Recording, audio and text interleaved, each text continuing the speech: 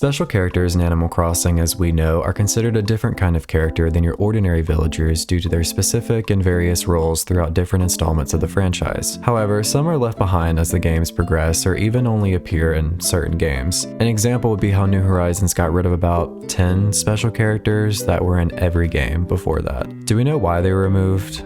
No, not really, but their roles were kind of just replaced with other features. New Horizons did actually add a few new special characters, so I guess it kind of makes up for it. But some of these special characters that were left behind had rather interesting roles that kind of made the player question, what even are you? Specifically characters that seem to have mystical and supernatural powers and origins. Hey guys, welcome back to my channel. Today we're going to be taking a deep dive into the mysterious beings of Animal Crossing and breaking down the lore of each character that fits into this category and how they all connect. Before we get started, let's hear a word from the sponsor of this video. Valentine's Day is right around the corner, and that special someone you know deserves a little treat.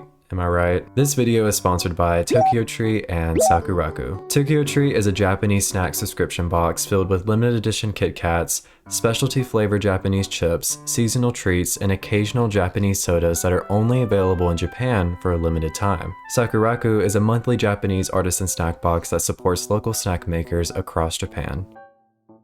Each box comes with 20 traditional, authentic, and artisan Japanese snacks, including Japanese teas and a special Japanese tableware. TokyoTreat and Sakuraco's mission is to invite everyone to be able to experience Japan from the comfort of their own homes. For you guys, I'm going to try this, and I wonder what this is. Oh wait.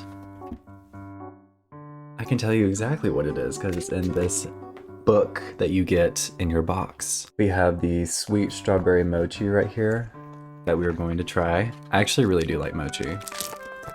So, let's see. Look, it's so like squishy. Okay. Immediately, yeah. It has a very like subtle taste, which I like it. I really like the consistency. It's very good. These boxes would make the perfect gift for that special someone in your life this Valentine's Day season, or even just a gift for yourself. I'd get one for myself. Each box also includes a cultural guide booklet featuring snack details, allergen information, and fun insights about Japanese culture. Also, these are not just for Valentine's Day. Each month these boxes feature a different theme so you can enjoy them all year long. So go ahead and get one today by clicking the link in my description and get $5 off your first order. Thank you to TokyoTreat and Sakuraco for sponsoring this video, and go ahead and get yourself one of these boxes. Just click that link. Just go click it. Just go do it. Alright, without further ado, let's go ahead and get started. Farley shrouded in mystery. No one seems to know where this character comes from or what sort of creature it is. What is Blanca? I mean, it's not very common to see a faceless cat.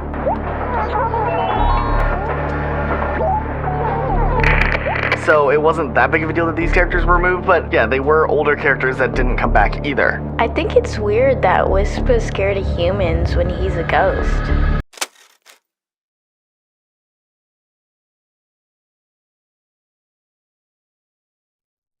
Let's give some background about these characters, starting with an NPC that was only in Animal Crossing on the GameCube, which is none other than Farley. Unlike the other characters, he seems to be one of the only ones not based on an actual animal, but a gnome, which is obviously a mythological creature instead. His role in the game is to grant the player a golden axe. He resides in the Wishing Well and doesn't make an appearance until the player maintains a perfect field rank for a total of 15 days, which is when he gives the player the axe. The interesting thing is that he is known as the Well Spirit, and when you go to the well before getting a perfect town, the being inside will tell you what parts of your town need to be fixed or cleaned. The mysterious thing about Farley is that there seems to be little to no lore about who he really is and what his origin is. There are some things that say his character could be based on Scandinavian folklore, but we'll get into that later. Next character is only in Animal Crossing City Folk, which is the dog character, Serena. Her role is similar to Farley's as she appears from the town fountain and grants the player both the silver and golden axe. She also appears as a statue on the fountain in the city part, but can be entered interacted with here. She is classified as a fountain goddess and appears once the fountain has been built in your town by tossing a regular axe in it. Unlike Farley's solemn and wise personality, she takes on a more immature and unpredictable persona. She seems to not be a huge fan of you throwing axes and expresses this towards the player by saying, "And to top it all off, people are throwing axes at me." She'll proceed to ask the player a series of questions varying from "which axe did you throw" to "how do I look today?" There are multiple different ways to obtain the axe, but it's solely based on luck. The easiest way seems to be when she asks what kind of axe you threw in and you truthfully respond that it's just a regular axe. She then might give you a golden or silver axe, but it just really depends on your luck.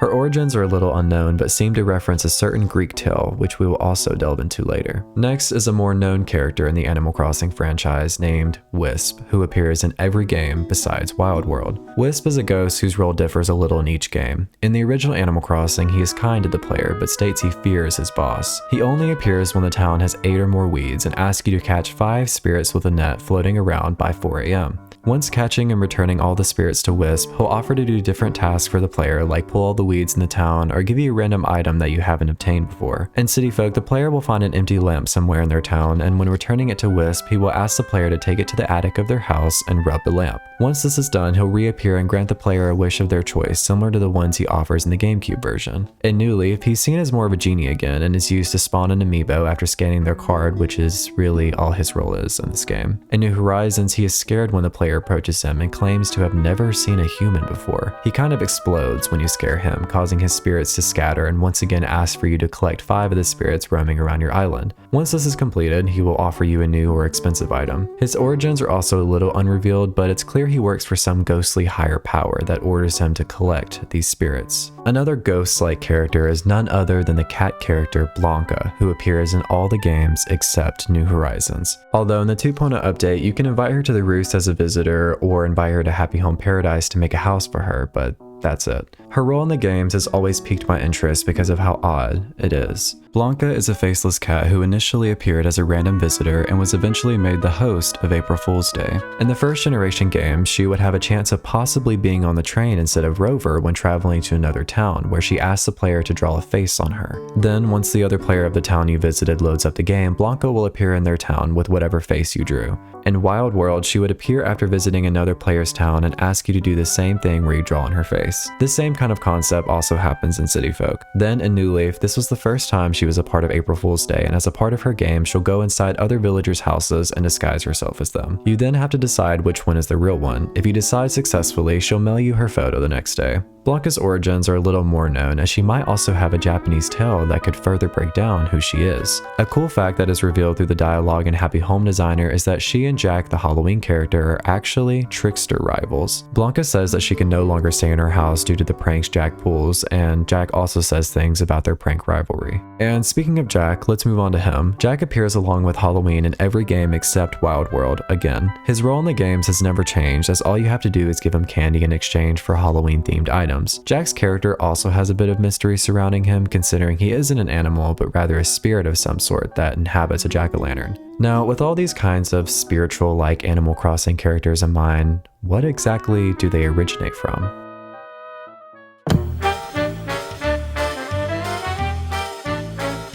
Starting off with Farley, his character might be a reference to the Scandinavian folklore creature called a Nissa. Nissa is a small gnome-like spirit that would act as a guardian of a house or farm. If these creatures are treated well, they would protect the animals and children and even help with chores and farm work. This later turned into more of a Christmas tradition, where on Christmas Eve he would request a bowl of porridge for his efforts, but if neglected, he would cause havoc around the farmstead. In other tales, these beings were seen as a guardian of the land and would punish those who didn't take care of it.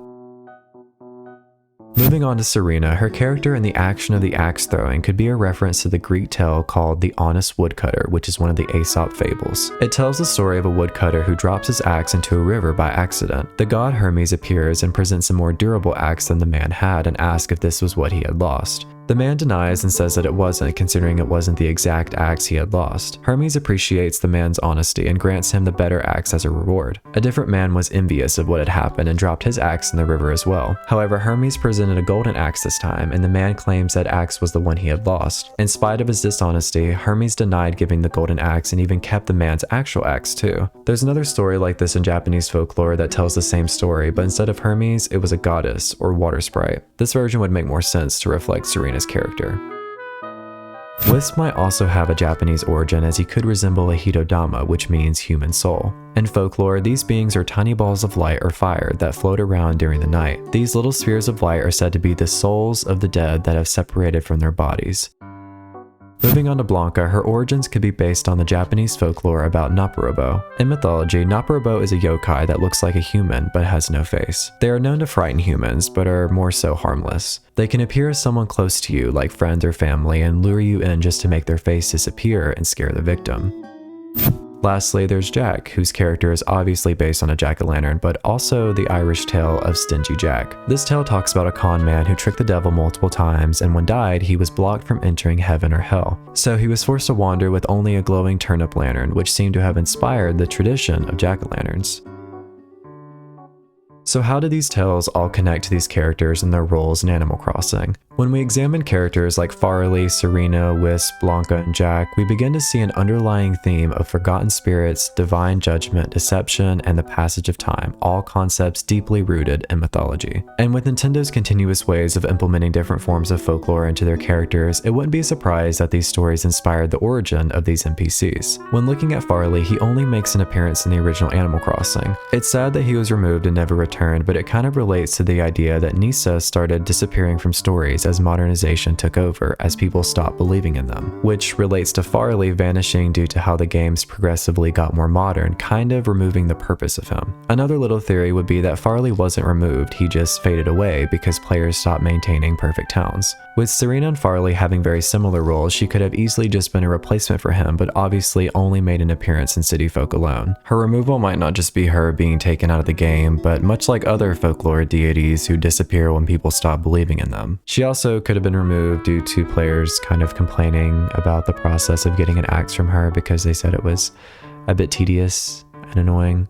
Now with Wisp, he was in almost every Animal Crossing, making him one of the more known faces of the games. It's interesting to think about his character considering in the first generation games and New Horizons, he is more of just a ghost or hitodama like I mentioned before, but he's more of a genie type being in City Folk and New Leaf.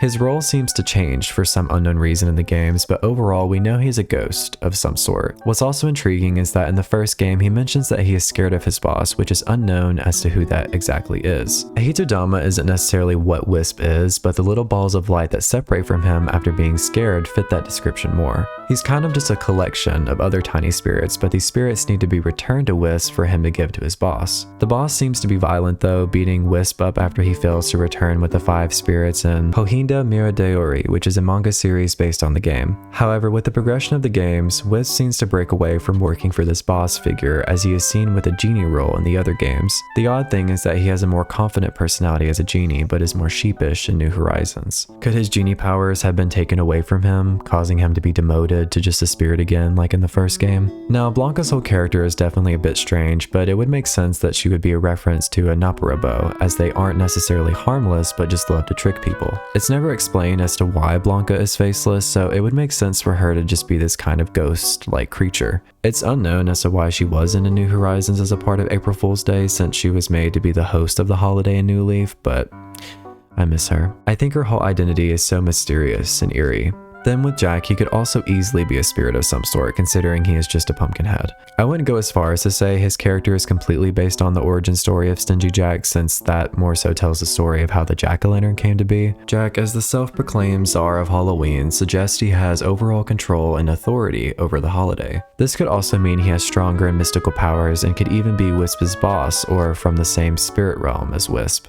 So overall, what do these mysterious beings represent in Animal Crossing as a whole? There seems to be a common theme with Animal Crossing where each character represents some sort of mythological being, which I think is very cool of Nintendo to add in. It would suggest that there are more than just animals in the game. It hints at a more deep and hidden layer to the Animal Crossing universe. Farley, a guardian of the wellness of the town, Serena, a goddess of judgment of character, Wisp, a ghost with some hidden origins, Blanca, who never really has a true form, and Jack, who represents the idea of a spirit realm. There's also this underlying theme of forgotten myths and spirits, like how people tend to forget these legends as life goes on. Like how Farley was only in the first game and didn't return due to people believing in him less and less in the Animal Crossing universe. Maybe Animal Crossing is subtly telling us that these beings are only as strong as the belief we place in them. Of course, all this is just theories and speculations, but it's a unique way to really take a look at these mysterious characters. Thank you guys for watching this video, and I've said this multiple times in any video I make like this, but I can really appreciate Nintendo for referencing these old folklore tales in their games, especially Animal Crossing. But I want to know what y'all think about these peculiar characters. Is there more to them than we might know, or am I just digging too deep? Actually, if I am just digging too deep,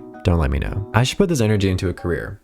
Maybe. I don't know. Also, what other characters in Animal Crossing would y'all like to see videos about? Just let me know in the comments. I'm open to any suggestions. I really do enjoy making these videos, so just let me know. I hope you guys enjoyed this video, and I will see you guys next time. Goodbye.